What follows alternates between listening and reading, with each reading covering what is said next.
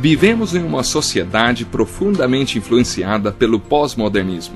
Estamos na era das muitas ideias, conceitos e valores. Como viver em família nesta era? Como criar filhos nesta época, quando parece que eles é que sabem de tudo? O Encontro com a Palavra está apresentando a série Família. Vamos ao programa de hoje com o pastor Edson Bruno.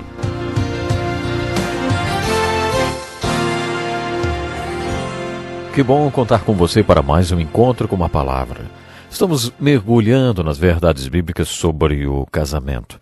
No último programa falamos sobre comunicação e um pouco sobre compatibilidade. Mas para falar de compatibilidade, temos que pensar também na palavra aceitação.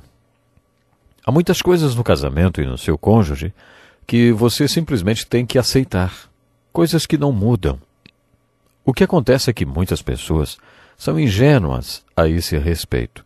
E, na minha opinião, a culpa é principalmente das mulheres. Elas são ingênuas em achar que depois que se casarem, vão usar seu charme e transformar o marido delas no homem que sonharam para se casar. Que erro! Como muitas já descobriram, depois que ele se casar, será o mesmo e não vai mudar. Sabe, as Escrituras até caçoam das pessoas que dizem que podem mudar alguma coisa.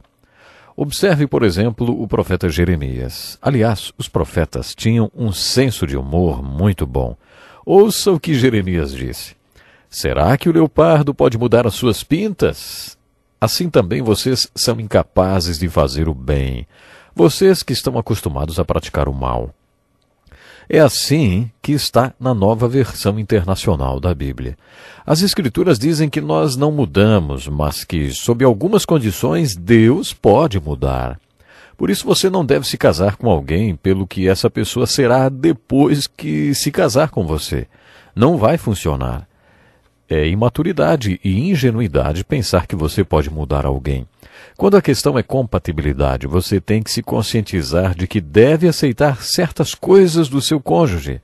Se o QI dela é 140 e o seu é 85, isso não vai mudar nunca. Mas pode afetar a compatibilidade de vocês. Outra coisa. Você não deve focalizar-se nos pontos negativos da pessoa que estão causando a incompatibilidade no relacionamento de vocês. Pode ser que você esteja obcecada pelos pontos negativos do seu marido. Só olha os defeitos dele e nunca enxerga os pontos positivos. Isso pode destruir o seu casamento. Mas ajuda-se você a se focalizar nos pontos positivos, nos quais vocês são compatíveis. Alguns conselhos sobre como escolher uma boa esposa, que eu tinha ouvido, me ajudaram a pedir minha mulher em casamento. Eu me converti aos 19 anos e o homem que me levou a Cristo foi esse conselheiro. Nessa idade parece que a gente tem uma fera dentro da gente, né? E eu perguntei para ele, o que a gente faz com tanta energia, hein? Ele me respondeu, Deus tem uma mulher para você e essa é a solução para tudo isso que você está sentindo. Pegue um pedaço de papel e faça uma lista de todas as coisas que você gostaria que sua mulher tivesse. Escreva tudo, qualidades físicas, espirituais, intelectuais. Eu escrevi um monte de coisas. Uma das coisas estava relacionada à música.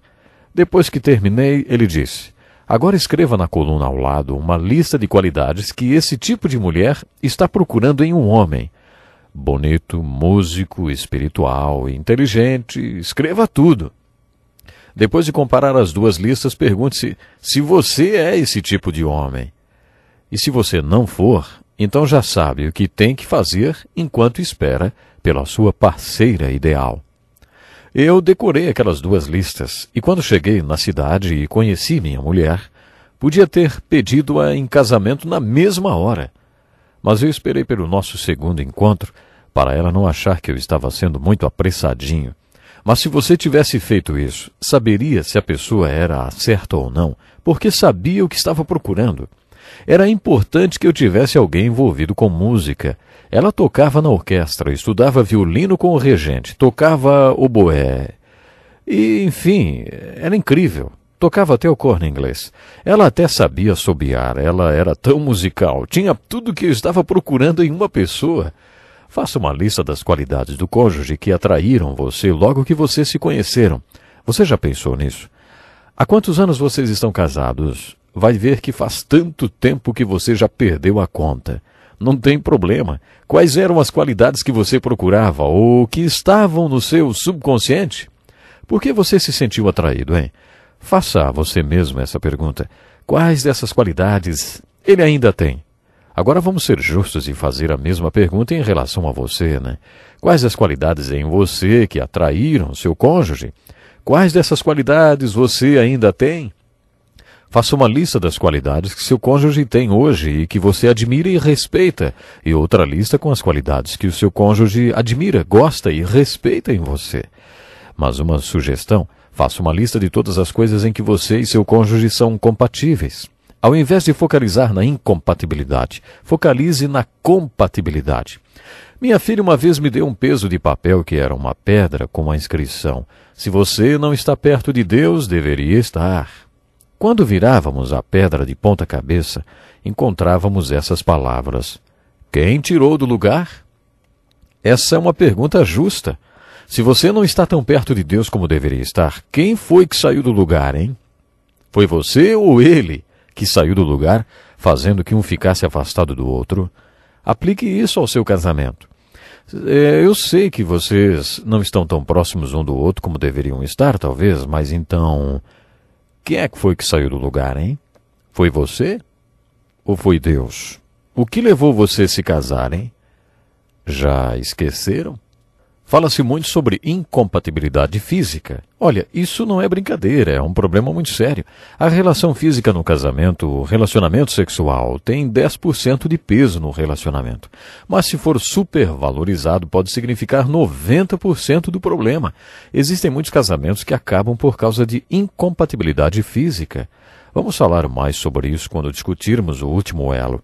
Mas deixe-me perguntar duas coisas se você está enfrentando este tipo de problema. Quanto da incompatibilidade física no seu casamento, estaria resolvida se você estivesse centralizado no seu cônjuge e não em você mesmo, se você realmente se preocupasse mais com o outro do que com você mesmo. Pense nisso. Quanto dessa incompatibilidade física estaria resolvida se você pensasse mais no outro? Quanto do problema se resolveria? Na verdade, a maior parte do problema de incompatibilidade não é uma questão de química, porque, na verdade, a parte física do relacionamento corresponde a 10% do casamento. Então, quais são as outras áreas de foco de incompatibilidade? Creio que incompatibilidade envolve valores. Essa sim é uma das áreas de compatibilidade e incompatibilidade mais importantes. Valor é a qualidade de algo de ser mais ou menos importante, útil e lucrativo, de acordo com o nosso próprio conceito. Isso é valor. Todos nós temos valores. Podemos até não pensar muito sobre o assunto, mas todos nós temos valores. E é aí que depois que duas pessoas se casam, a incompatibilidade pode ser constante. Nos valores. Valores têm a ver com o que gastaremos o nosso tempo. Você já teve problemas desse tipo? Eu não tirava um dia de folga havia uns 10 anos, e uma das razões disso era porque o dia de folga acabava sendo o pior dia da semana. Não conseguíamos chegar a uma conclusão sobre o que queríamos fazer ou como gastaríamos o nosso tempo. Você tem problemas de como gastar o seu tempo? A que você vai se dedicar? Vocês nunca discutiram por causa disso? E dinheiro, hein? Em nossa cultura, dinheiro significa como você gasta o seu tempo. Quando estamos gastando dinheiro, também estamos gastando um tempo precioso da nossa vida. Você já discutiu por questões financeiras? Como você gasta o seu dinheiro? Essa questão é a que mais gera perguntas por parte de nossos ouvintes. Isso porque as pessoas brigam e se desentendem por causa das finanças. A causa dos desentendimentos sobre como gastar dinheiro, tempo e energia tem suas raízes na questão de valores. Portanto, a questão é compatibilidade ou incompatibilidade de valores. O que esperamos de nossos filhos, hein? Que experiência incrível é ter filhos. De certo modo, é como se pudéssemos quase viver outra vez. O que você quer para os seus filhos? Como você disciplina seus filhos? como achamos que deveria ser a educação deles? Alguns dos grandes conflitos no casamento são gerados por essa questão e tem muito a ver com a diferença na educação que cada um dos pais recebeu. Eu tive uma adolescência difícil, com péssimos hábitos e más influências. Converti-me aos 19 anos. Com a minha mulher foi exatamente o contrário. Ela sempre foi uma boa criança e adolescente, era presidente dos jovens na igreja e tudo mais. Ela não poderia ser mais certinha. Parecia que ela nunca tinha feito nada errado na vida. Era isso que eu pensava. Mas devido à maneira diferente como fomos criados, tínhamos uma ideia diferente sobre a educação de filhos. O que fazer quando uma das crianças precisa ser disciplinada? Isso pode gerar muita briga. Está vendo? Isto também é uma questão de valores. Estamos falando sobre compatibilidade de valores. Quando estamos falando principalmente de casamento evangélico, o assunto compatibilidade é muito forte. É uma área muito sensível e talvez eu desagrade a muitos que estão me ouvindo agora.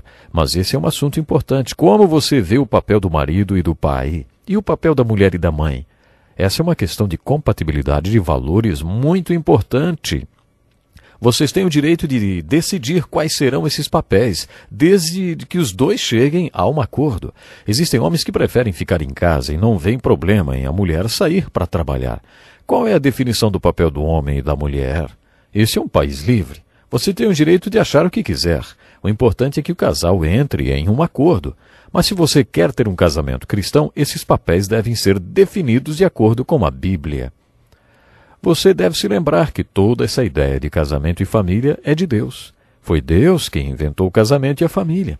Por isso devemos guiar o casamento e a família de acordo com as Escrituras. Na Bíblia encontramos a definição desses papéis para o homem e para a mulher. Se no casamento os dois são crentes e creem na Bíblia como guia para as suas vidas, vocês têm grande chance de encontrar compatibilidade. Se para começar vocês têm esse elo espiritual, as chances de serem compatíveis são grandes, porque vocês têm os mesmos valores. O que diz a palavra de Deus? A palavra de Deus tira todas as dúvidas. Resta ainda uma pergunta: como você interpreta esses papéis, hein? Na Bíblia há textos que definem o papel do homem e da mulher. Nós vamos estar falando mais sobre isso no próximo programa.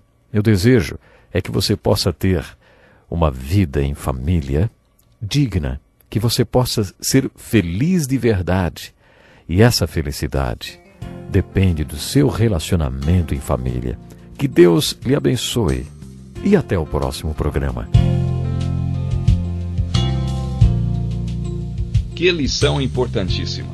Obrigado, Pastor Edson Bruno. Prezado ouvinte, coloque em prática o que você ouviu aqui. Sem dúvida, sua vida será grandemente abençoada. Este é um estudo escrito pelo Dr. Dick Woodward, na voz do Pastor Edson Bruno. Escreva-nos e solicite o material. Nosso endereço é Encontro com a Palavra, Caixa Postal 2011, CEP 89201-970, Joinville, Santa Catarina. Até o nosso próximo Encontro com a Palavra.